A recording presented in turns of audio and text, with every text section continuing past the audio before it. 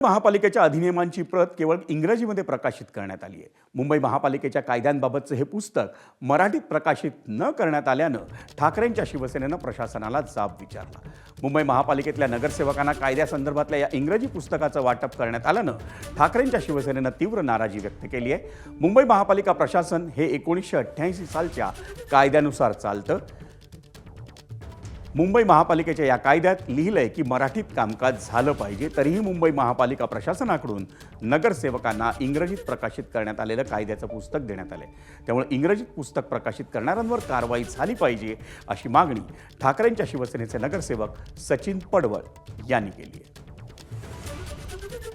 मुंबई महापालिकेच्या कायद्यामध्ये असं लिहिलेलं आहे की संपूर्ण कामकाज हे मराठीमध्ये झालं पाहिजे आणि ज्या वेळेला हे संपूर्ण कामकाज मराठीमध्ये होत नव्हतं म्हणून मी स्वतः या ठिकाणी महापौरांना त्यावेळेला पत्र दिलं होतं की काही ठिकाणी कामकाज हे मराठीमध्ये होत नाहीये, तर आपण कृपया हे मराठीमध्ये होण्यासाठी आदेश द्यावे। तेव्हा महापौरांनी देखील सांगितलं होतं की नक्कीच हे मराठीमध्ये कामकाज होण्यासाठी आदेश दिले जाईल।